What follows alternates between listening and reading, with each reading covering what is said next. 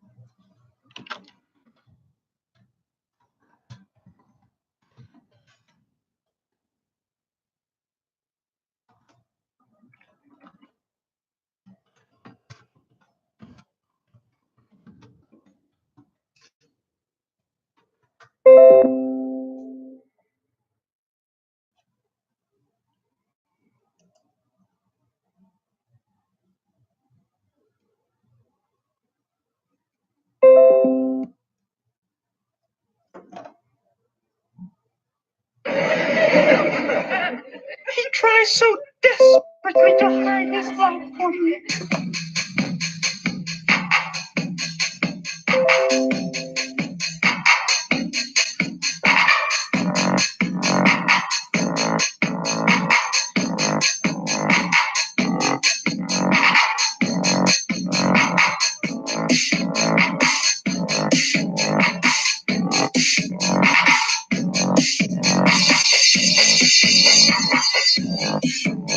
Sucking on my titties like you wanted me, calling me all the time like Blondie. Check out my Chrissy behind, it's fine all of the time, like sex on the beaches. What else is in the teachers of peaches? Huh, what?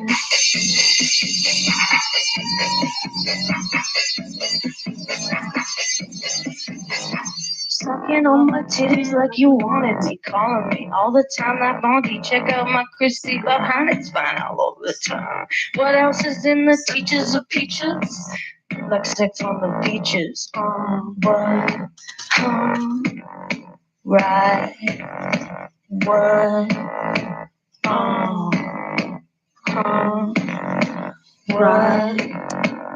right,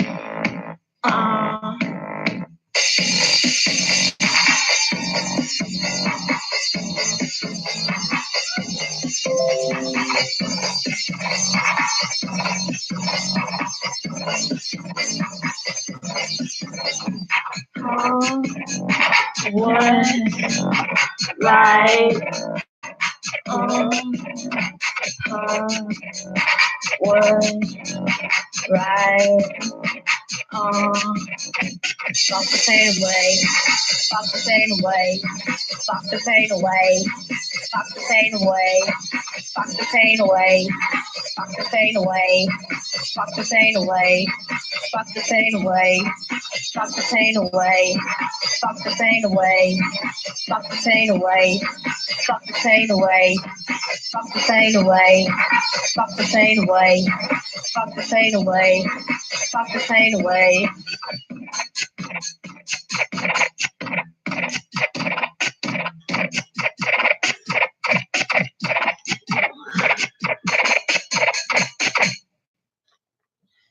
All right. So what did you think of that song? Did it bring any emotions up for you? All right. Let's post it.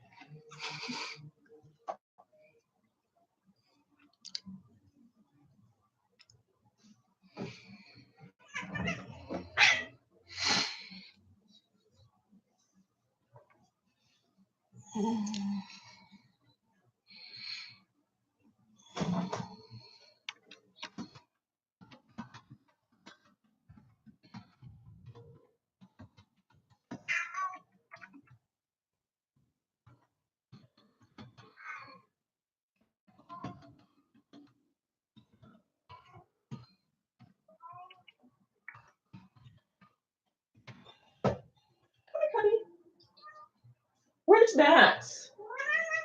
There she is. That was cute. Did you guys hear that? Okay, let's see here.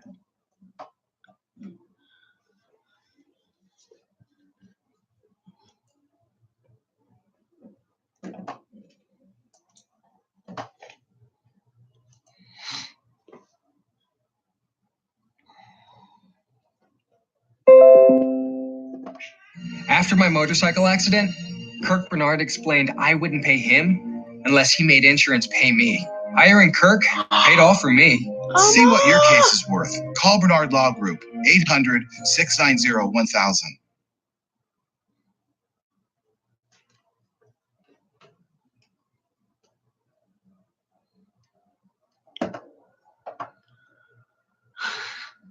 Hi guys, how's it going?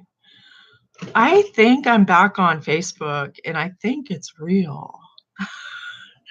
Did they just let me go live on Facebook? I've been going live on Facebook, Yahoo, Instagram, Periscope, YouTube. Right on. How's everyone doing today? I'm kind of tripping balls.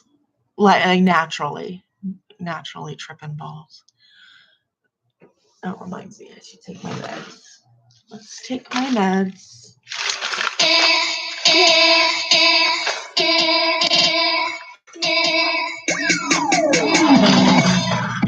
Yeah.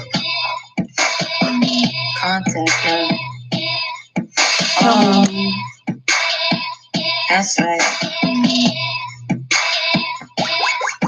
No matter how old, how young, how sick, I mean something. I mean something. No matter how old, how young. I'm on target. I mean something. I mean something. You can push me, no stare down. Plug it up, no me, no shut down. I'm on a rampage, it's my new rage. Crisis, but I'm singing in the mid-range. What you gotta say, what you gotta do. What you gotta say doesn't matter anymore. What you gotta do, gotta do.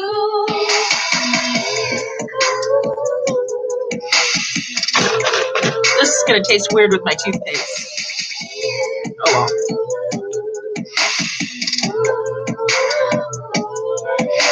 Scared of me, then scaring me. Looking straight into their eyes before they bury me. Making ends, we could be friends. Pockets inside out before you press it. What you gotta say, gotta say. What you gotta do. What you gotta say doesn't matter anyway. What you gotta do, gotta do. What you gotta say, gotta say. What you gotta do. What you gotta say doesn't matter anyway. What you gotta do, gotta do.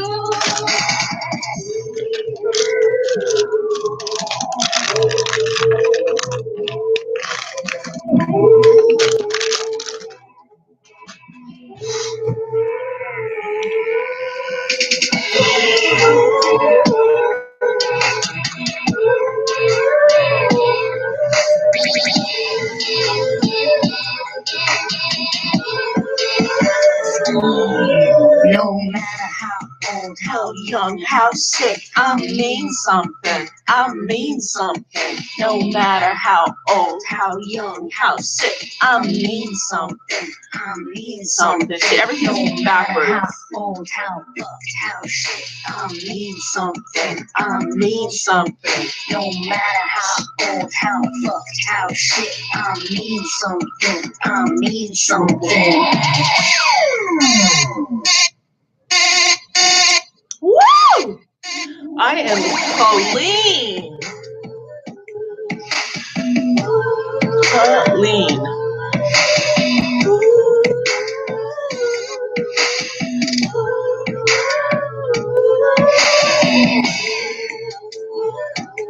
All right. That's all nice and tidy now, hey? All right. So let's do a check. I'm live on Facebook. I've got another window open on Facebook regarding what? Okay, it's just me on my page. Whoa. Ha! Look at this, you guys. Look what I did. Oh, you guys, that should be my new homegirl look. This can be my new homegirl look. Oh, hey. Let me see here. Are there comments on anywhere? Hi. Check out my new look. This is what I'm going to be reproducing today. Absolutely not a soul to be found. No one's laughing at my funny jokes. Let's see. So I'm on YouTube with no one. Facebook.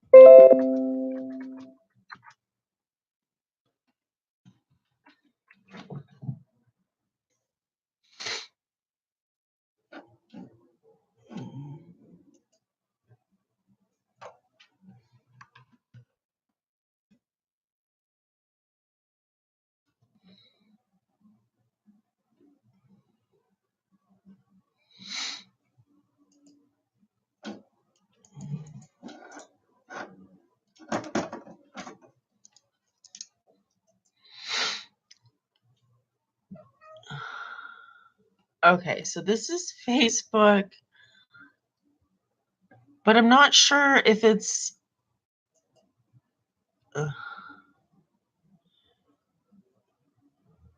I'm a little bit mixed up, guys. Please bear with me. I think I'm just going to shut everything down and start over. How about that? There's a tab. Here's live control room on YouTube. I'm live. Here is music.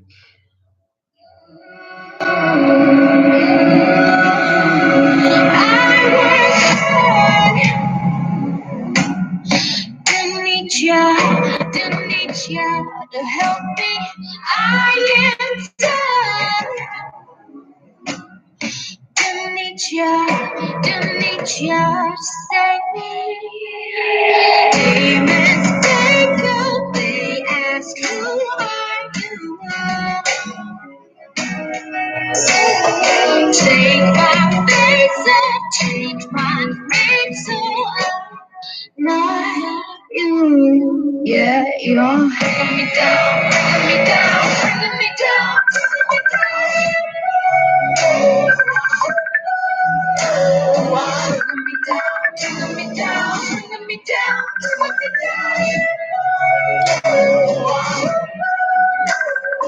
Demons take up, they ask who are you? Demons take up, they ask who are you?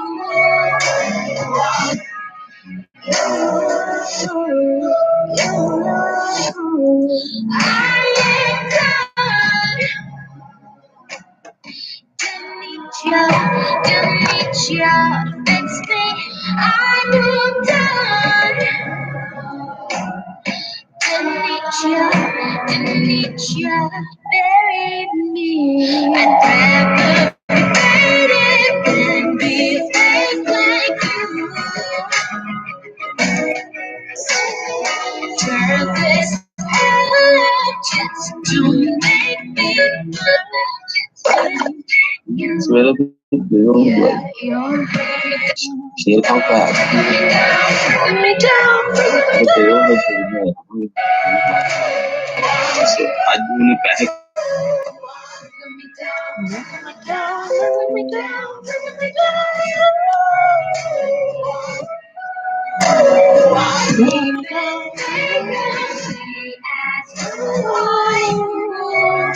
me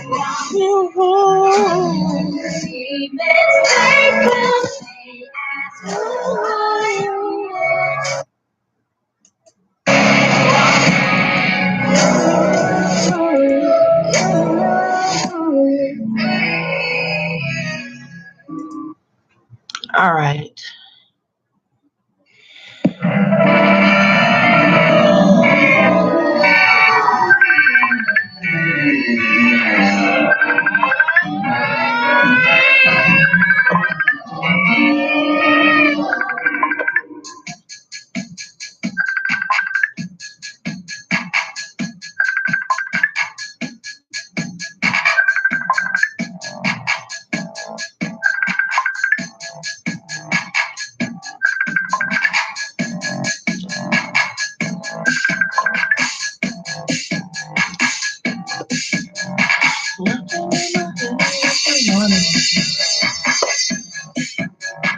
Sucking on my titties like you wanna be calling me all the time. Like Bonnie, check out my Chrissy behind it's fine all the time.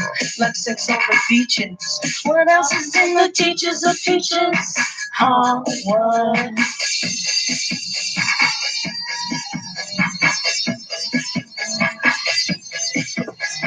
Sucking on my titties like you wanted me, calling me all the time. Like Bonnie, check out my Chrissy behind it's fine all the time.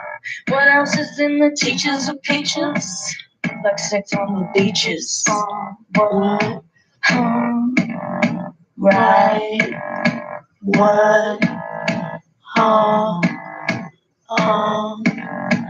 Right. Right.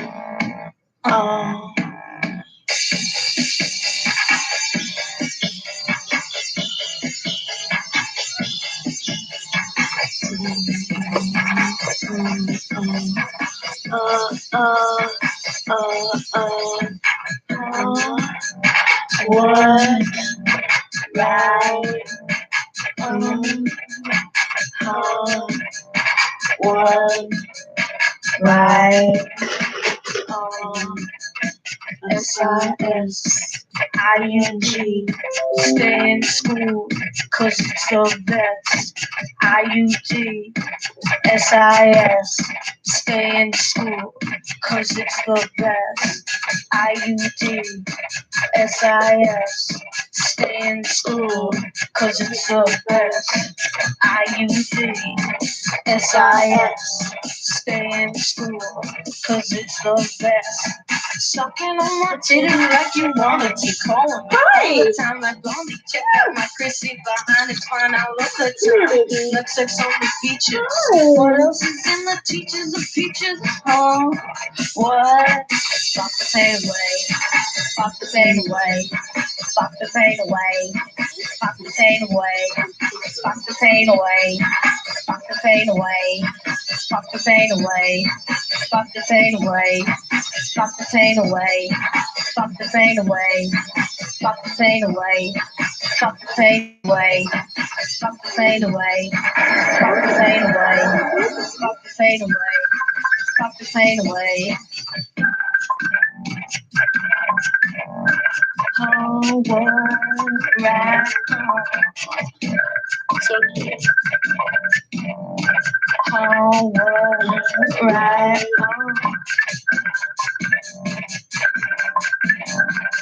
What else is in the teachings of peaches? Sex on the beaches. Boy, right on. Fuck the pain away. Fuck the pain away.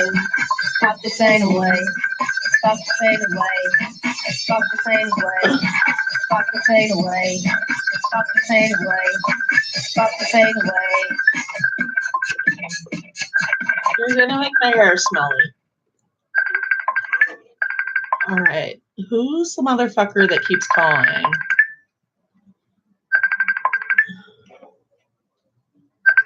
Guys, I love you, but you're totally fucking up my life. Please stop calling. I do. I want to be understood. And it's hard to be understood Critics when are raving about Jordan Peele's Us. you've got And ringing. it's 100% on Rotten Tomatoes. Be careful. Jordan Peele's Us, rated R.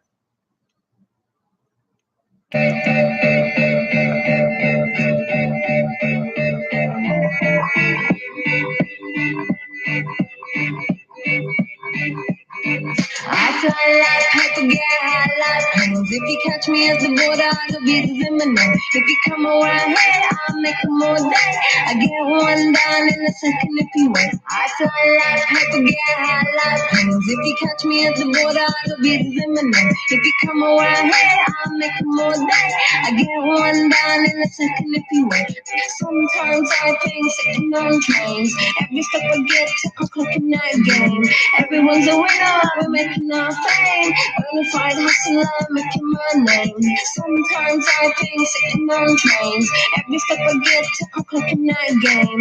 Everyone's a winner, we're making our fame. Bonafide hustler, making my name. Shaking my head, all I wanna do is shaking my head, all I wanna do is shaking my head, all I wanna do is shaking my head. I was skulls and bones, sticks and stones and weed and bones, running when we lethal poison for the system.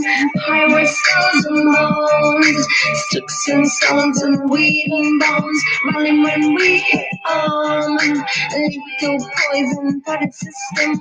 No one on the corner has swagger like us. Hit me on my banner, prepaid wireless. We pack in the middle like UPS trucks. Already going hell, just pumping that gas. Look, No guys. one on the corner has swagger like us. Look Hit who I me on my got. banner, prepaid She's wireless. like a little lemur. She likes to hang on my arm. Already going hell, just pumping that gas. All I wanna do Take your money, all I wanna do. Take your money, all I wanna do. Take your money, all I wanna do. Take your money. MIA, third world democracy. Yeah, I got more records with KGB. So, no funny business. You already are. some of them are murder, some are liquor. Some of them are murder, some are liquor. All I wanna do. Take your money, all I wanna do. Take your money, all I wanna do. Take your money, all I wanna do. Take your money.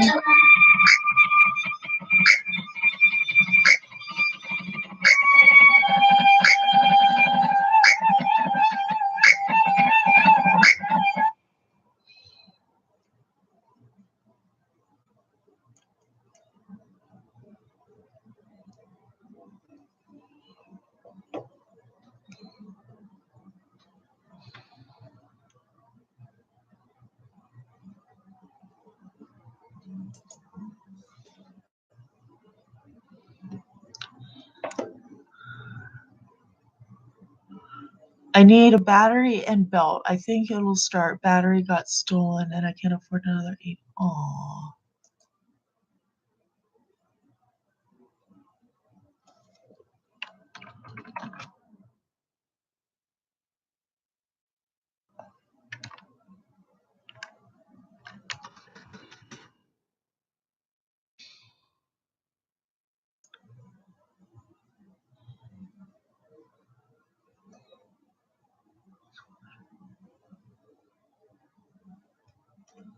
What's wrong?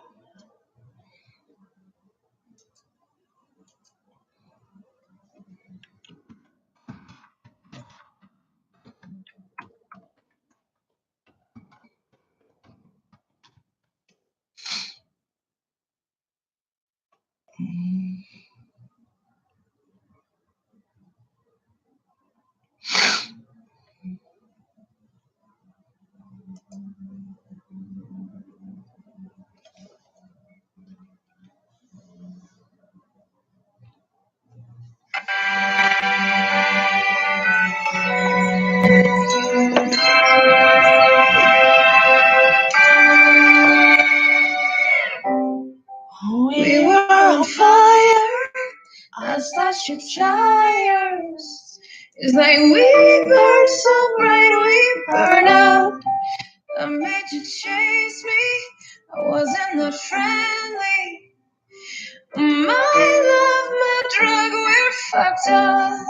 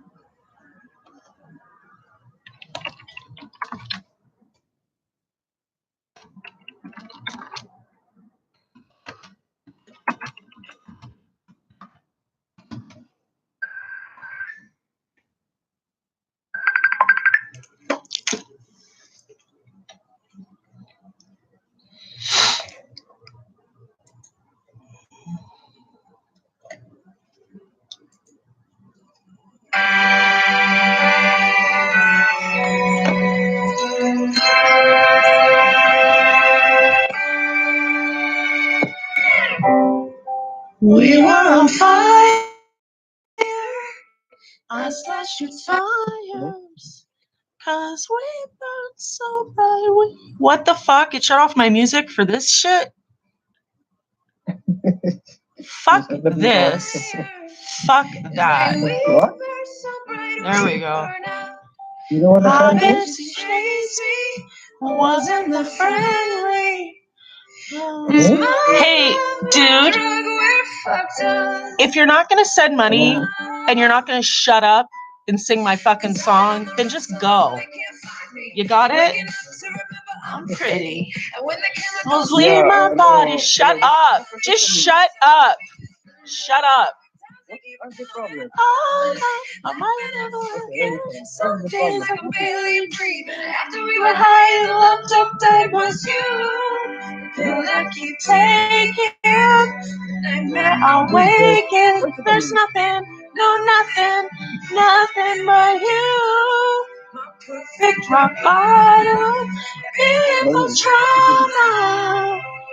My love, my drug, oh, my love, my love, my love, my drug, oh, my love, my love, my love, my drug, oh, I deleted him.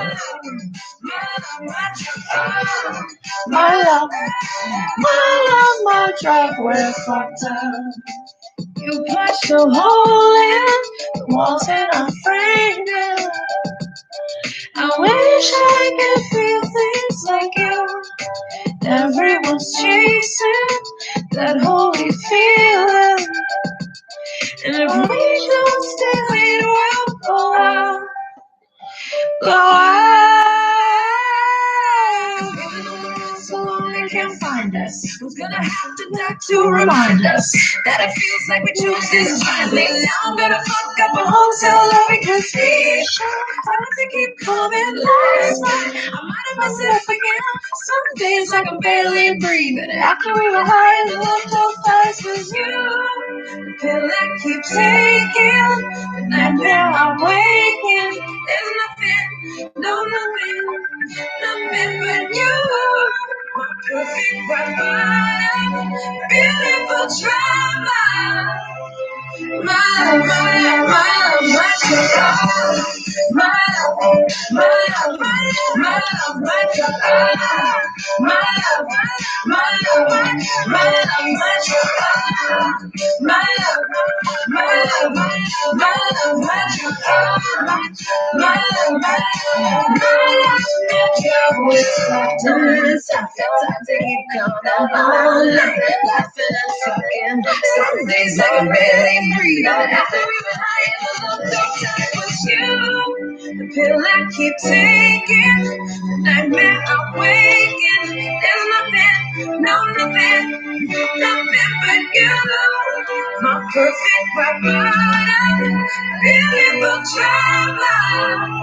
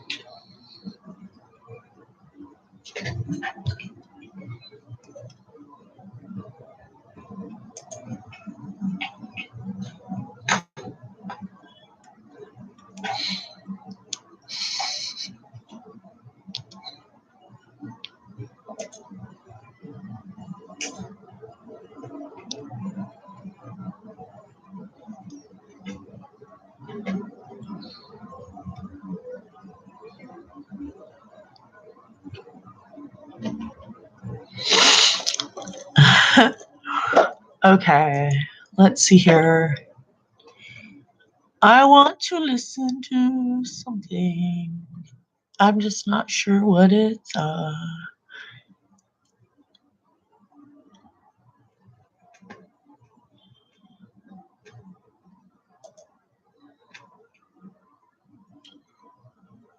following program is a podcast1.com production. Why don't you talk to me? Why don't you talk to me? I'm standing here alone. I know you'll never know. Why don't you talk to me? Why don't you talk to me? Why don't you talk to me?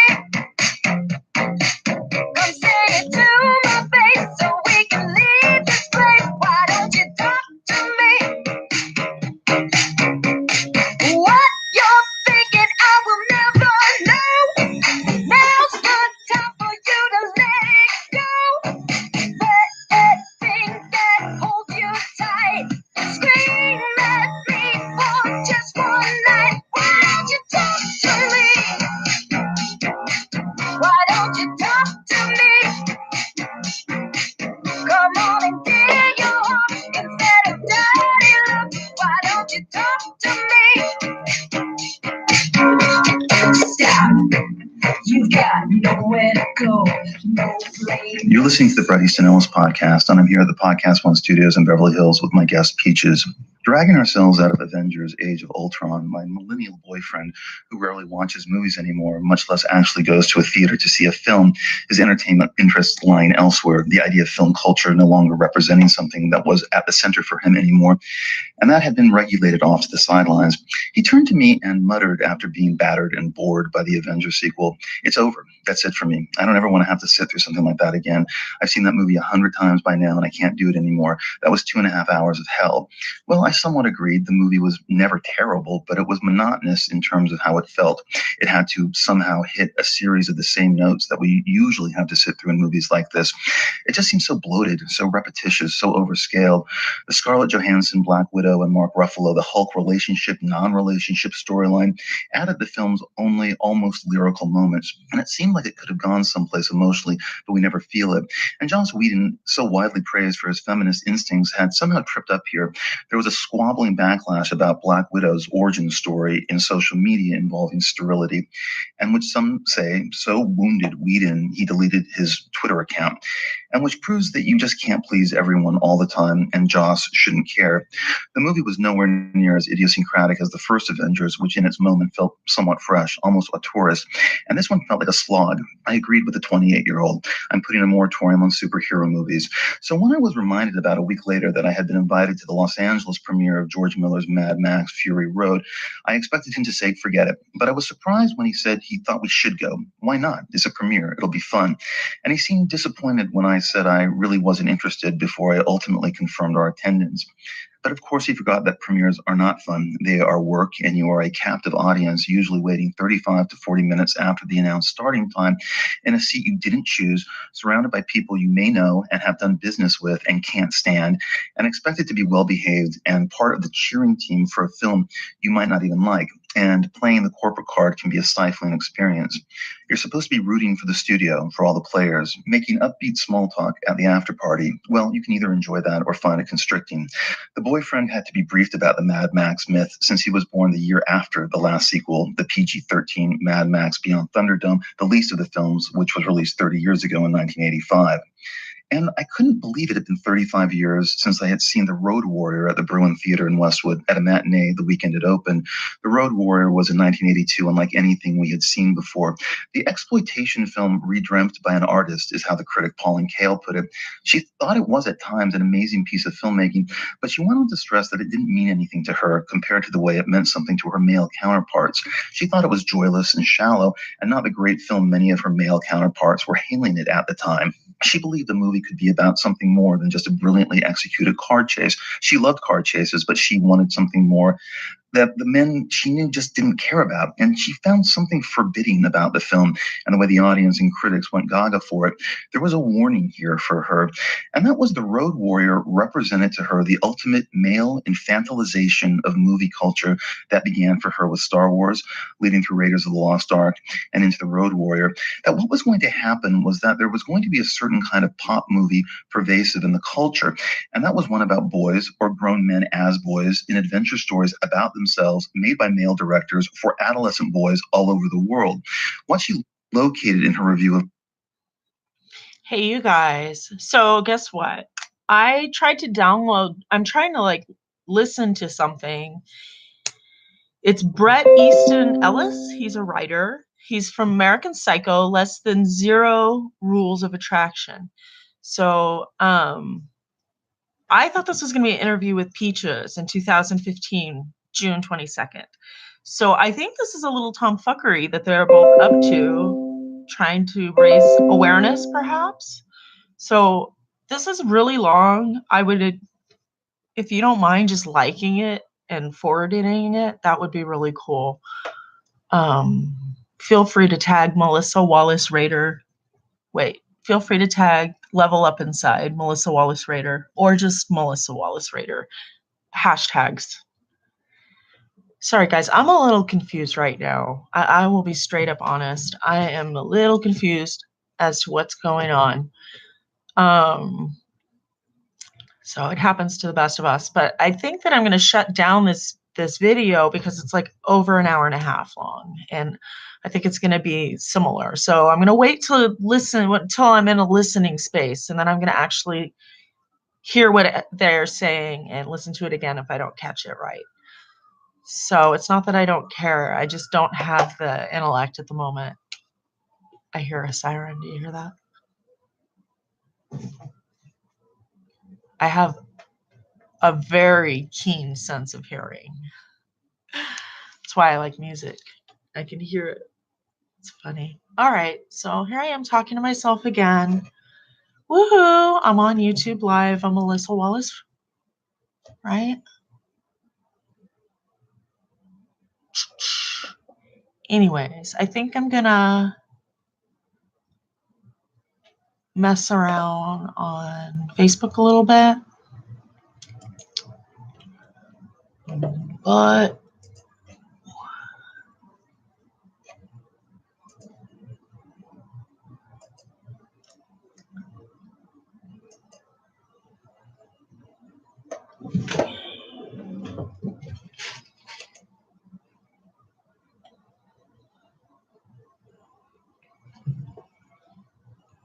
what do I log into another account?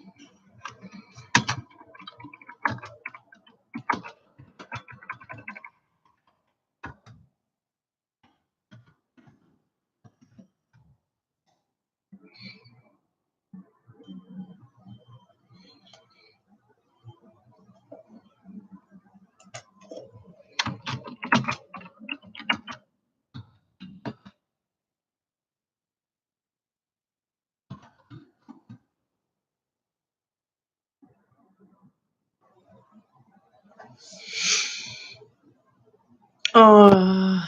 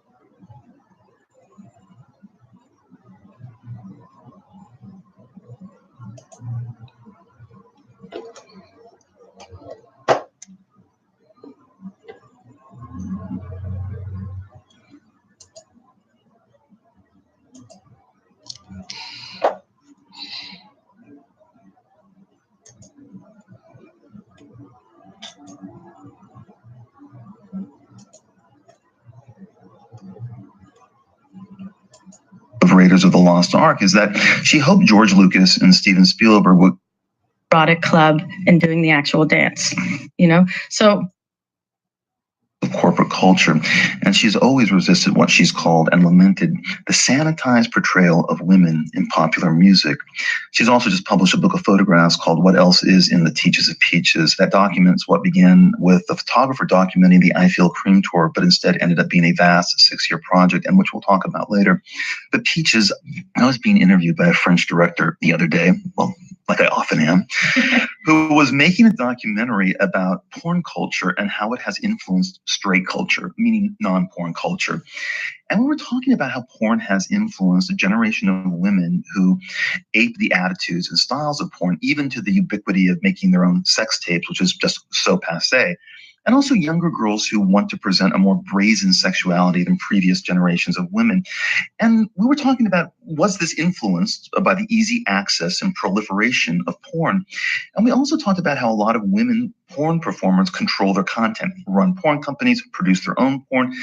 And, we're kind of a long way from the 70s or 80s idea of porn being run by men only with mustaches and gold chains and nut girls. The notion of sex positive is a rallying cry in porn among the women I know who perform in porn and blog about it. And, someone like Stoya, who blogs about the importance of what she and other women represent as free women, not controlled by men, but who do this because they like it.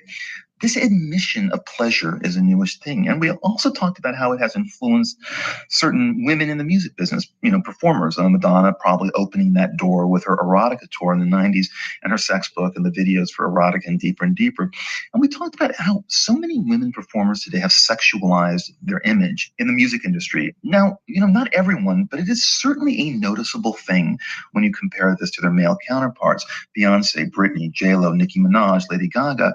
By comparison, a lot of female performers use sex to sell a song, and men do not. And I know that's a macro comment in a way, but do you have any thoughts about that as to why? I mean, sure, there was David Bowie and Prince and even Billy Idol to a degree at one point back in the day, but where's the Prince of today? Or am I looking at this from too much of a mainstream vantage point? Is it just corporate pop that favors superstars and bimbos?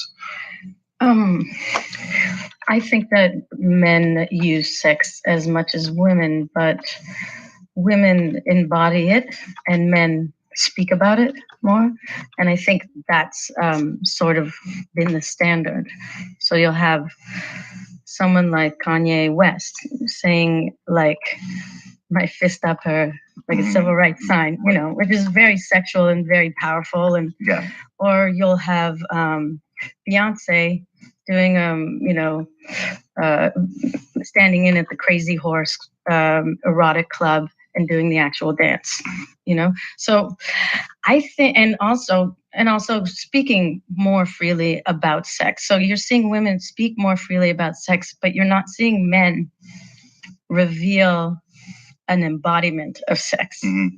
Yeah. So I think that's the difference. Well, does it also make money? I mean, when you see the big acts, I mean, is it the lazy way to sell stuff?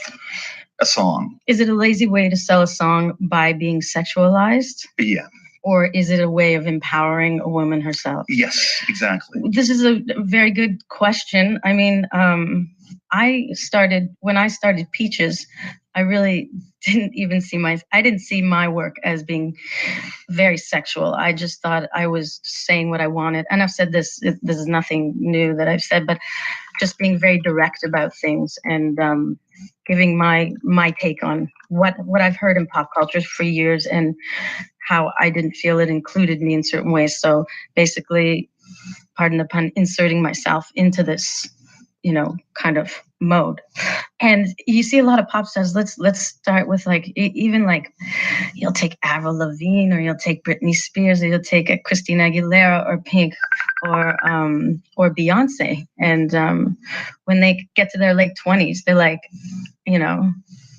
I'm sexual and I want to show everybody.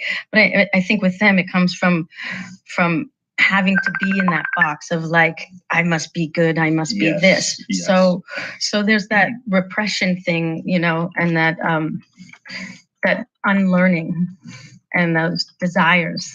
Well, sometimes, I remember the huge avalanche of backlash that hit Liz Phair when she went sexual. After her first 2 or 3 records, she decided to reinvent herself and play to her sexuality. And she was universally attacked by the music press for doing that, where I thought that was a super conservative backlash that it was masked as a betrayal of her indie roots in a way that she made a big pop record and she wore, she was spreading her legs on the cover or whatever. Well, I always found her really sexual. Oh, she had completely. that, like Fucking Run. Great song. Yeah. So, this, I guess she was just trying it out. She'd already been the indie darling. She'd already, said fuck you to Exile on Main Street and made her own, or maybe said, I love this, I want to make my own version of it. And I guess she was just trying it out, playing. And you actually mentioned that I was on Sony Records. I was only Sony Europe. Sony, yeah, just for like a single. Right. And I had that experience because it was during the Teachers of Peaches. I was on a very indie label, and then this indie label who basically sold me out to Sony, and I didn't really know what was going on either. And I was like, great, we can also sell the album, but they buried the album, and we made a single for Set It Off. And of course, my version of Set It Off wasn't good enough for radio or whatever. Mm-hmm. So they had a remix of it, and then we made a video. And just relating to the Liz Phair pop part, I decided they had me pick a video director, and I picked a very straight, a mainstream director in Germany, which is even more mainstream and straight, just so I could fuck it up. And I said, I'm going to make a video where I just grow all my hair. I'm going to start with my eyelashes and my hair, Right. and you're going to see me get prettier, and then it's going to like grow out of my, everywhere else. And it was such a struggle to that's all I wanted to do. I wanted it in a white, and they're like, no, we're going to do it in a club, and we're going to do it with like club kids. And they're like, bring your friends. So I brought all my friends, and they're all like real partiers, and started drinking and doing other things during the shoot. And then they brought some models in, and it was just this whole struggle. And then the video looks quite clean as I wanted it, but I wanted to add my dirtiness. Mm-hmm. But in the end, I don't know if it really worked. So I think maybe Liz Phair in that way too. Maybe she didn't want hair or controversy, but you want to try, and you see yourself still as yourself. Yeah. And you think that that's going to come through, even if you're in trying to embrace a pop or trying to have some irony on it. Right. Well, you famously said about Britney Spears, who through her management asked you, I think, to write songs for her, and you didn't want to because Britney kind of didn't reach out herself. And you were talking about the softcore porn images in Britney's "I'm a Slave for You" video. Yeah. And you've said that if you're going to give images like that, you better have the lyrics to back it up. I give it directly, but for some reason, it's more acceptable to do it visually, but not lyrically. And isn't that the opposite of music? And I'm interested in what were you getting at here? And did you really want to write a song for anyway, ever? Or was that ever going to work for you? It's after that, Britney got more and more sexual in her lyrics anyway. So I mean, it wouldn't have been such a stretch to write something for her in the end. And I have different attitudes about that. If I can write it, I'll write it. It could be fun. It's something different for me, as long as I feel good about it. But yeah, no, I at that point, I found it was still like not her decisions, as opposed to someone like Miley Cyrus, the pop, right. Which is another more current example of somebody who was, Hannah Montana, and now is just like, fuck everybody, I'm doing whatever I want. Right. So yeah, I just wanted the lyrics to back up the images. If you're really going to show this, is this what you really mean? Yeah. Do you really want to be gangbanged in your video by a bunch of dancers? Yeah. They probably don't want to gangbang you. They want to gangbang each other anyway. It's true. Well, look, we talked a lot about Miley Cyrus on this podcast, especially when the Wrecking Ball video was coming out, and we were all very pro Miley, and we like the idea that it is a refreshing fuck you attitude from a young female performer. That particular video I have problems with just because of the certain director. Terry Richardson. Yeah, I have problems with Terry Richardson. Yeah, a lot of problems. But so I was disappointed that she used him as a director, and disappointed that Sia has used him for her wedding photos. But that's my own problem. I love Sia dearly, and I'm actually really proud of what Miley's doing right now with her, helping homeless children who are kicked out of their house for being trans or gay. So yeah, I just didn't really if like I had room, I would kind of boring. take them in a It wasn't that heartbeat. imaginative, and I like the song. The song's a hit, How you look at it. But I don't even think of it. We were talking about that video last year, or whenever it was at. And we were also talking about the Blurred Lines video. Yeah, well, that's what the amazing thing. It's I a don't woman even directed it. the blurred lines. Yeah. I came up with the concept.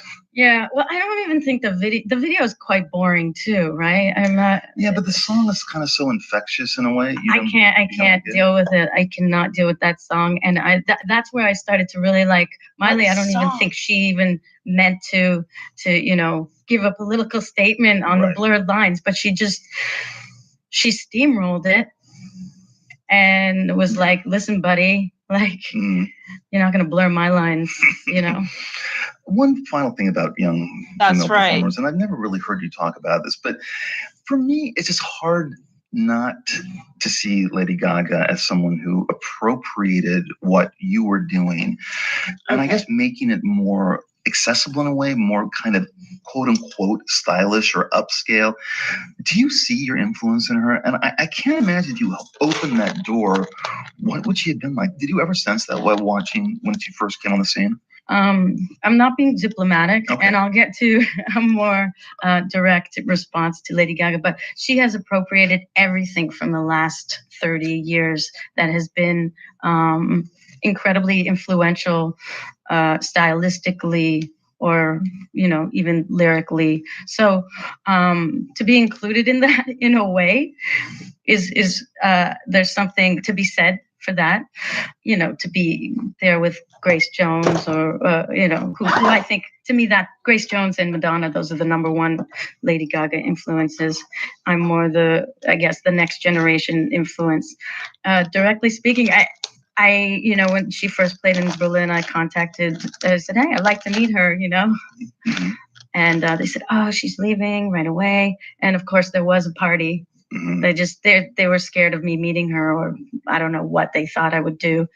I just wanted to meet the real person, find out who that was. Yeah, right. But one thing about Lady Gaga that I really like, I feel like she is more like an old school Bette. She should, like, before this Tony Bennett duet album came out, I'm like, she's like a Bette Midler and a Barbra Streisand and Eliza Minnelli, but she's young, and she should embrace that. And then she did the Tony Bennett duet album, and sang The Sound of Music on the Oscars. Yeah. I mean, kind of amazing in a way. I mean, I think that's her roots, and I think that this was, well, how can I make it bigger? And she accomplished everything. But I think that Eliza Minnelli route is really going to work for her. Well, it's so funny because I always thought that her roots in the first couple of records were really in rock, that she wrote rock songs in a way. Like, More This Was a rock song. It's really not a dance song so much. Bad Romance is a rock song, it seemed like. And that I always thought she was going to morph more into that. But no, she has been going this other route. Which is awesome.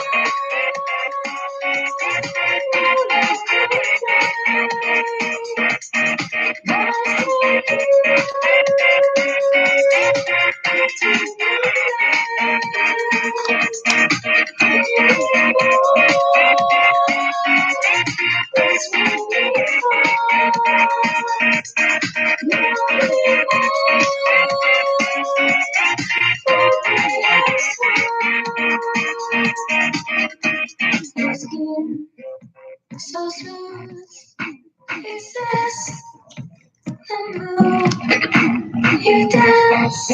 On this podcast, I've had Carrie Brownstein from Sleater-Kinney on, as well as Rose McGowan, both outspoken feminist icons, but in very different ways, which means refreshingly that feminists have many different voices. Isn't that amazing? It is amazing. Who guessed? I know. Brownstein seemed to be arguing for a kind of gender neutrality, and McGowan, who had been brutalized and was giving examples of this on the podcast by the sexism in Hollywood, still seemed to embrace her femininity, however that expresses itself. She wants to be a woman, and she wants to be a free sexual being, but also, of course, wants equal pay, and has fought very hard for that. She's been an activist for the equal pay movement. But she stresses that she's a woman first and acknowledges the differences between the female identity and the male identity, embraces them, in fact, but argues that we have to, again, get to that point where everyone is treated equally economically. Brownstein wanted the gender identity blurred even more. Now, one is a lesbian, one is heterosexual, and that might be where these differences emerge. And I don't want you to start rolling your eyes at that. But you have referred to something called the feminist trap, which for you, the problem is about separatism and gender rejection. So there is this notion in the crazy men's rights groups attitude about, well, women desire men, men desire women because of fundamental biological roles that as a species are just not going to go away. And do you think by blurring the line of, say, attractive masculinity or attractive femininity is in a way a reductive or meaningless thing to do? I mean, this notion that we are tied to our gender, that we are a prisoner of sex, is just kind of a biological fact for most of us. I mean, do you think women really want to? I can't believe how much energy I put into getting this to happen. Will you please give me permission not to touch your vagina? I mean, how do we find a balance between acceptance of our differences and gaining equality?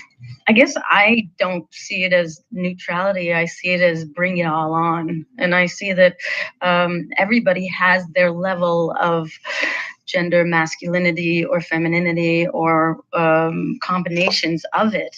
And we just have to find the chemical, smell of the other person that has.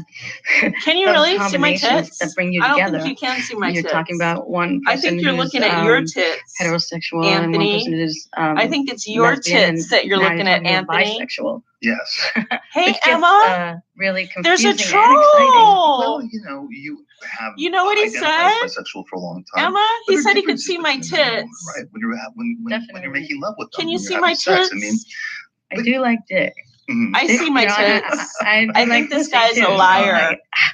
He's a liar. But you have said that you believe that everyone is inherently bisexual anyway, and you think that most men fall into the straight line too fast. It's really it still is true, even though I say it, and men and their relationship to their behind is very interesting. Straight men and their behind. Mm-hmm.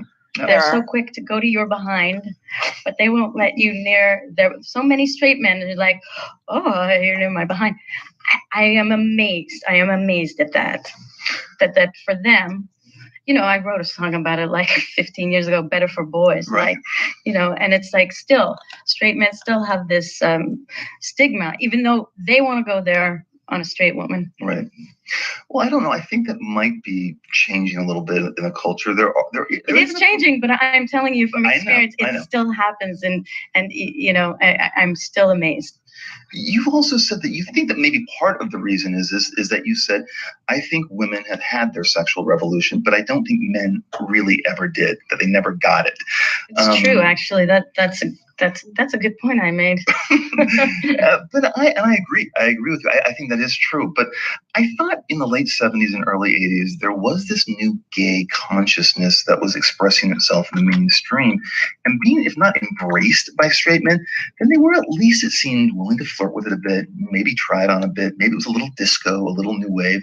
Maybe it was the cocaine. Maybe it was the cocaine. that can always help land a straight guy in bed if you want to do it.